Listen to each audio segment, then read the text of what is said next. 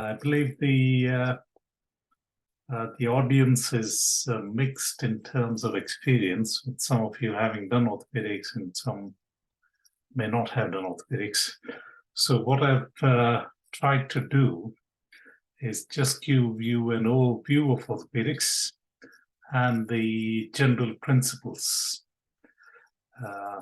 So if you already know some of this or all of it, my apologies, it'll just be a refresher for you. But if you know what I'm talking today, that is all we would expect in orthopedics from FY doctors. So trauma and orthopedics, 50% of our work is trauma and the other 50% is elective work. I'm going to focus mainly on trauma because elective orthopedics is there's quite a lot really. Unless you have a special interest in elective orthopedics, there's no point going into the details. So I'm going to focus mainly on trauma. So trauma is, the management of trauma is very simple. Okay, I will tell you why that is. Because if you take any fracture, there are only two ways of treating it. You either treat it non-operatively, as in you put it in a plaster or a back slab or a splint, or you do surgery. Okay, so there are only two ways for everything, as we'll see now. Now, for some fractures, like hip fractures, it is extremely rare that we treat them non-operatively, unless the patient is really sick and cannot have any sort of anesthetic. They have surgical treatment. Now, if you decide to treat it operatively, again, there are only two ways of doing that. You either replace it or you fix it. Okay. So just keep these things in mind because I'm going to ask you some questions as I show you some x-rays. If you decide to fix it, there are only two ways of fixing it as well. You can fix it internally, internal fixation as we call it, or you can fix it externally. You might have seen some fixator pins like a scaffold over the bone. So there are only two ways to fix it. If you decide to fix it internally, again, there are only two ways. You can put plate and screws, or you can just put screws, or you can just put some KOS. Or you can do intramedullary fixation, as in intramedullary nail. So let's talk about hip fractures and see if those options can be matched to these fractures. Because hip fractures are the commonest type of fractures you would see on a daily basis. I mean, we do about 600 hip fracture treatment every year at Mid Yorkshire hospitals. So nationally, it costs billions of pounds to treat hip fractures. Not just the hospital stay and surgery, but also the social care and ongoing care for these patients. It costs millions of billions of pounds. So we need to get this right. So keep in mind the principles of treatment, but we will exclude the non-surgical treatment. The reason we exclude non-surgical treatment is because we have to mobilize these patients early. Any patient who becomes immobile, as you're aware, will develop lots of complications. They will develop urine infection, chest infection, pressure sores. Their general health rapidly deteriorates. So the main aim of treating these fractures is to get them up and mobilizing soon. Okay, so they at least need to be sitting up in a chair so that they can breathe properly. They don't develop any chest infection. They don't develop thrombosis. So we need to get them mobilizing soon. Also, it helps nursing care. because these fractures can be painful, and if you want to manage it non-operatively, nursing care becomes very difficult. So for those two reasons, majority of these fractures, 99% of these fractures are managed operatively. So if you keep the basic principles in mind, if you want to operate, you have only two options. And the options are either replace it or you fix it. Okay. So this is the blood supply to the head of the femur. And most of the blood supply is coming from the back of the hip. Now this is showing the front of the hip. The medial circumflex artery, which goes to the back, that is supplying most of this head. The blood supply is crucial in determining what you're going to do with that fracture pattern. Okay, so if you have a fracture which is going right across here, that will disrupt the blood supply to this head of femur. And that fracture in an elderly patient will not heal. So what you then decide is, if an elderly patient, let's say 80-year-old, has a fracture here, you're not going to fix it. You're going to replace it. Okay? That is how you decide what you're going to do with that fracture. So these are the basic types of fractures around the hip. Now that is the intracapsular fracture. Now, as you can see from the previous slide, a fracture here is going to interfere with the blood supply to the head of the femur. So we will talk about what you're going to do with that fracture. This fracture is called an intertrochanteric fracture because this is the greater trochanter, this is the lesser trochanter. So a fracture going across there or around this region is called an intertrochanteric fracture. A fracture below the lesser trochanter is called a subtrochanteric fracture. So this fracture will not have a problem with the blood supply because this is cancellous bone. There's a lot of good blood supply to this region. Blood supply here is not a problem. Only problem is here. Okay, so what do you do for intracapsular fractures? Now, if the patient is elderly, you would say, okay, I'm going to replace it. And you say replacement, what are you going to replace it with?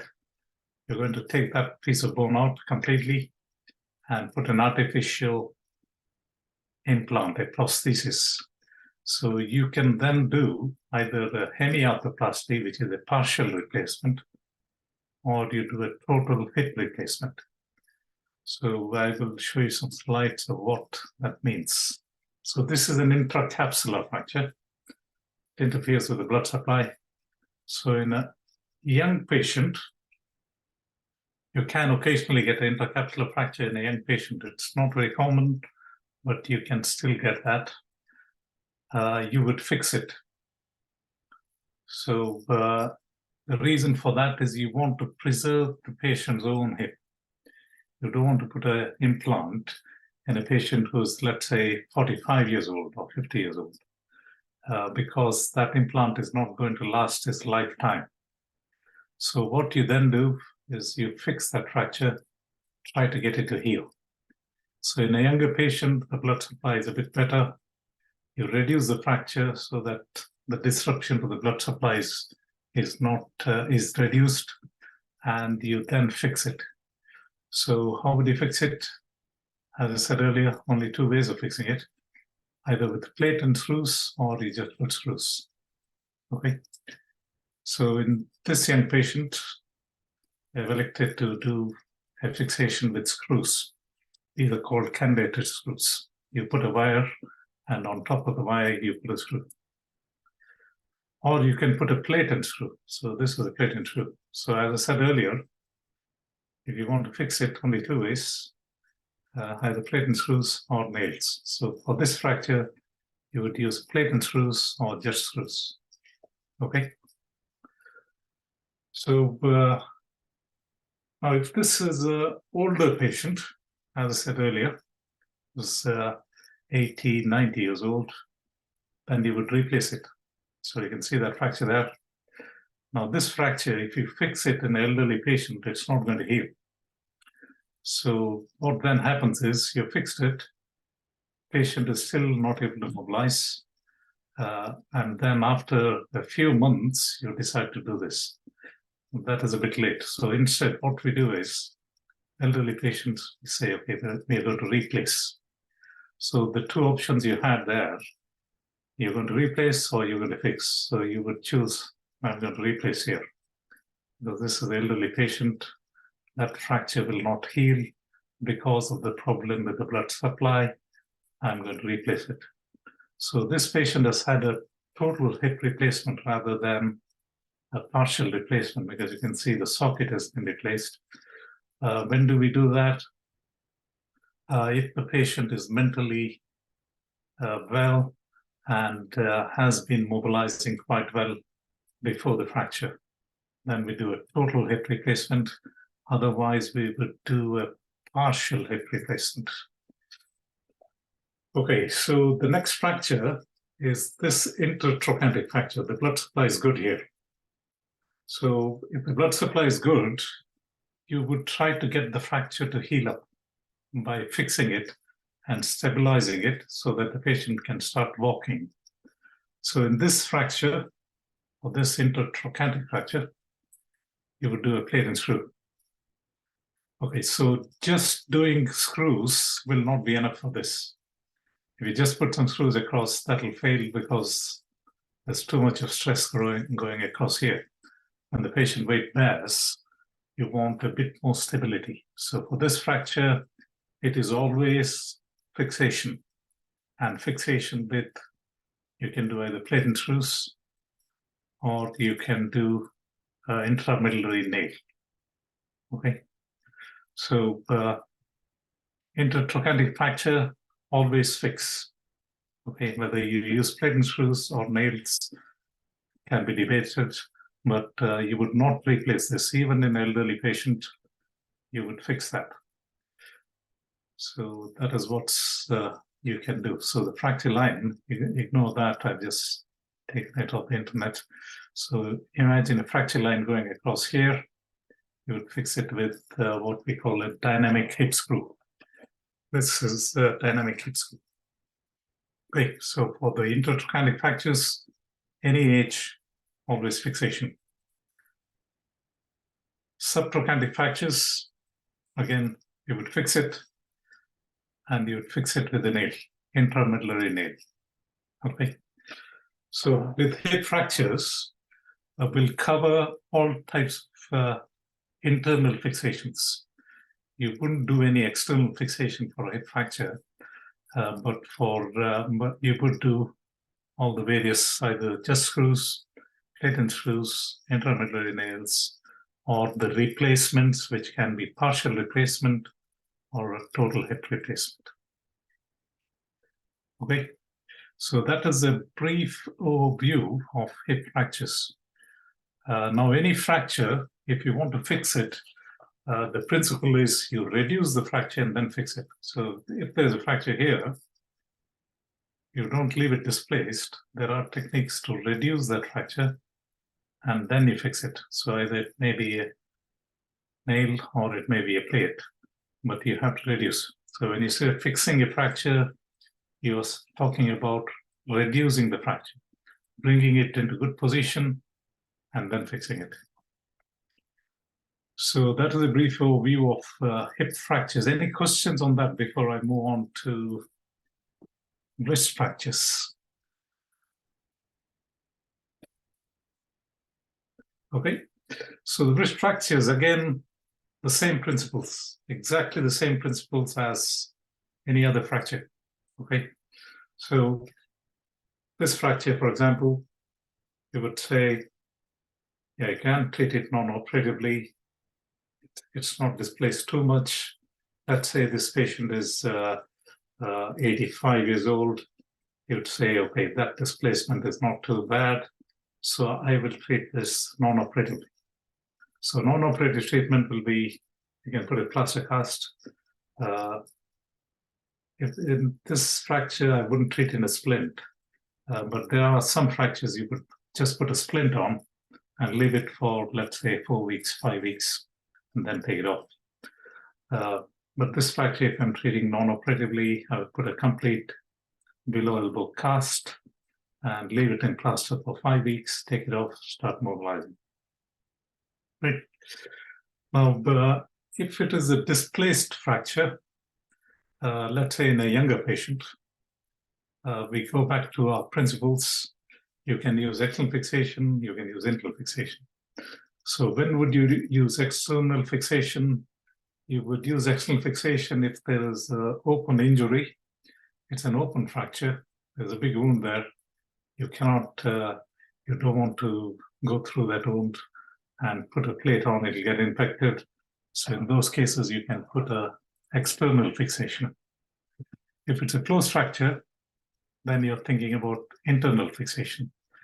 So as I said earlier, internal fixation, only 2 types, plate and screws or just screws, or intramedullary devices. Now for this fracture, I would use plate and screws. So there are some x-rays which I'm going to show you. Yeah, that is a plate and screw. Okay. The other common thing which is done for these type of fractures, if you work in orthopedics, you will see, is what is called as K-wiring. So again, if you're fixing the fracture with some wires, just some wires, which are passed percutaneously. So you just go through the skin, put the wire into the bone. So before you do that, as we discussed earlier, you have to reduce the fracture and then put the wires. Okay? So this slide is just showing how you bring the fracture back into good position. Okay, so you need to pull it out to length and you put some pressure wherever you need to put the pressure, reduce the fracture, and then, so here the fracture is reduced nicely, and then you put the wires. So there are some important structures which go around the wrist. The commonest one is the superficial branch of the radial nerve, which goes just there. So when you're putting the wires, we need to be careful that we don't skewer the nerves. Otherwise, you get problems with the nerves.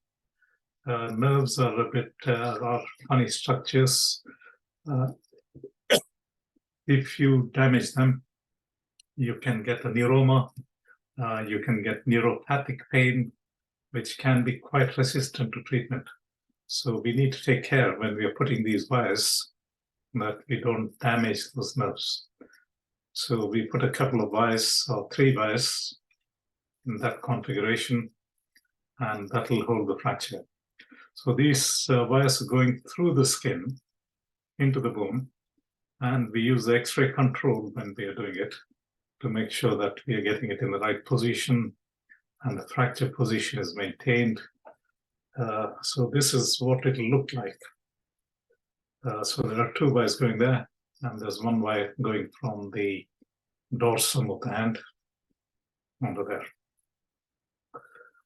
So this is not as stable a fixation as plate and screws, which is why this plaster has been applied as a sort of a secondary mobilization.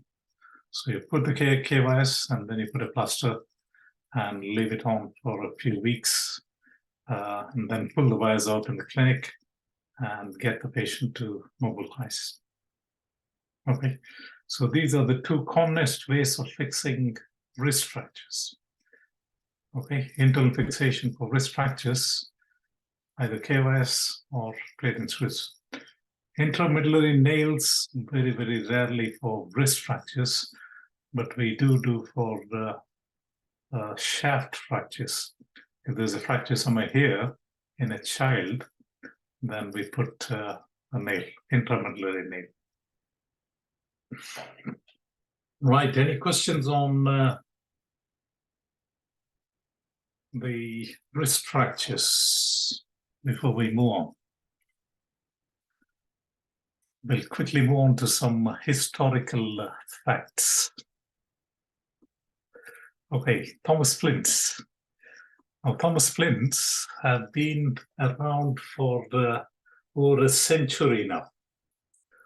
Hugh Owen Thomas is one of the surgeons from Liverpool, and he devised the splint more than 100 years ago, and we are still using it. That is amazing. Now, the reason he thought we need something was because the mortality from femoral shaft fractures was about 80% during the World War. So if 100 soldiers had femoral fractures, 80 of them died just because of bleeding, fat embolism, and the delays in treatment. So just by devising something very simple, he reduced this mortality to 8%. He just cut the mortality down by about 10 times. Now, what exactly is that device? So this was the original device. You can see here. I'll show you some better pictures later. So basically, the limb is immobilized in a splint. And how does it work? So when the fracture is very mobile, if you're moving the patient around, it causes a lot of bleeding.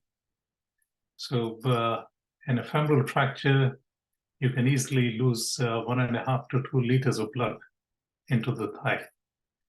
And if the fracture continues to move, when the patient is being transported, he will continue to lose more and more blood.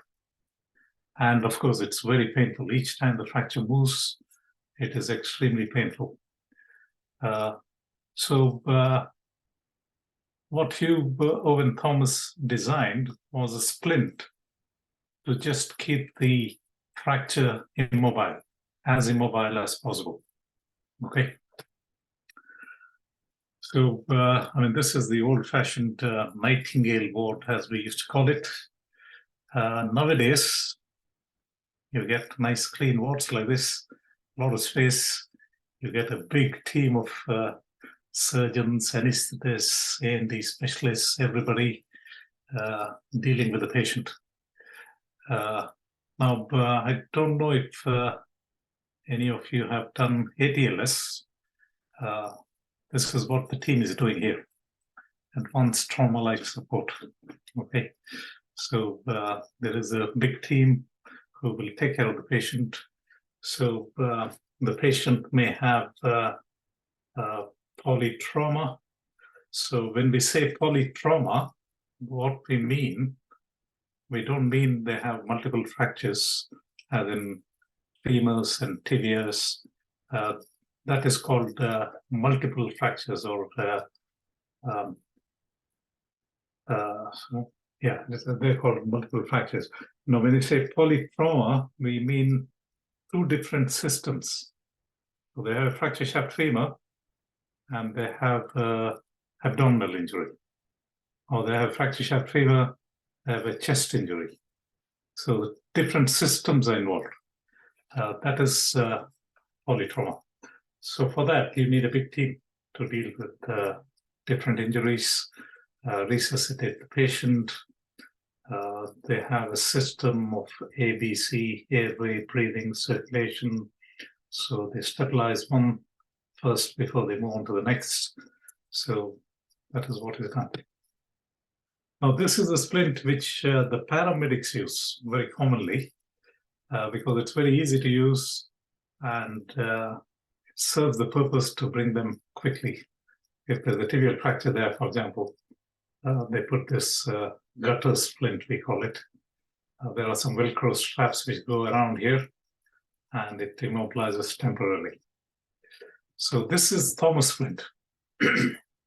So what happens in Thomas splint, you put a sticky plaster along there, along the leg, and then it's got a flat bit here with strings attached. So sticky plaster going all the way around here and all the way along the medial aspect.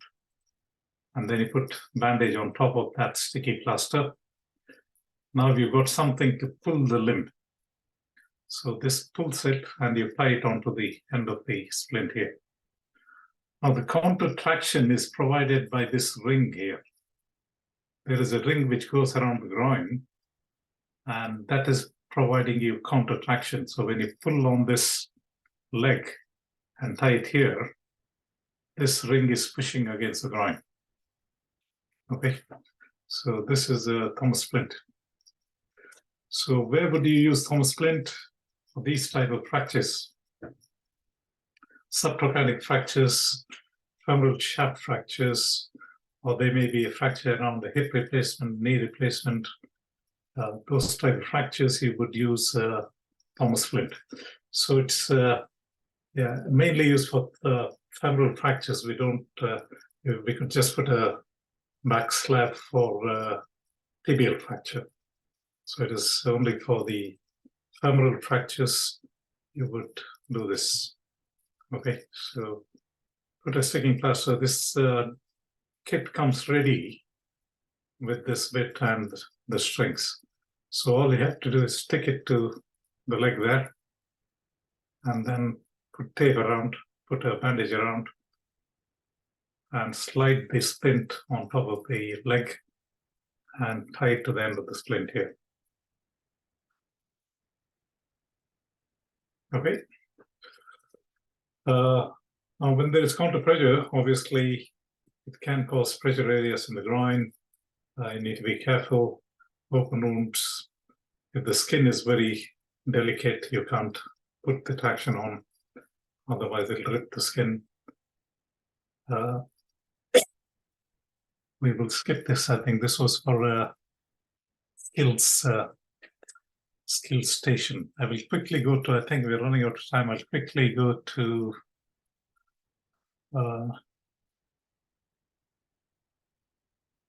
open fractures just very quickly. The open fractures, the problems we have are mainly with infection. So it can be, we look for, it can be pyogenic infection. It can be gas gangrene forming infections, tetanus. So these infections are a problem with open injuries. So we have to check for complications, obviously neurovascular status, debride it thoroughly, cut out all the infected, all the dead tissue from the wound, wash it thoroughly. We also have the pulse lavage, as we call it. So dilute the contamination. Dilution is the solution to pollution, as I say. So you dilute it, wash it, wash it, wash it. 10 liters of water, 10 liters of saline. And then you can decide either to fix it internally or you can do an external fixation. Okay, I think I'll stop there. It's 30 minutes. Any questions?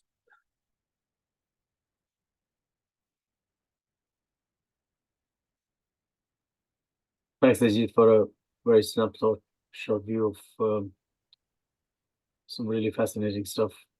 Okay. Does anyone have any questions at all?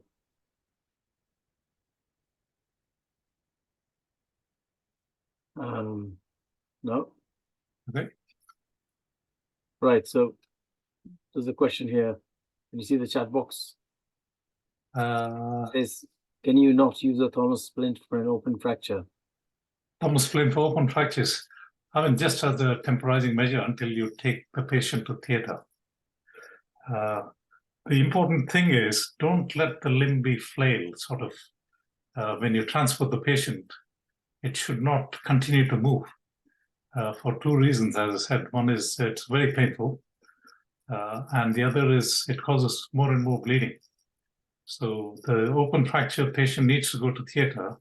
So until that time, you have to immobilize so that the patient has some pain relief and also prevent further bleeding.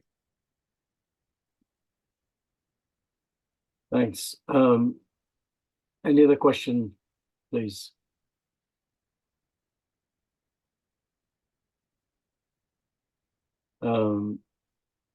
Okay.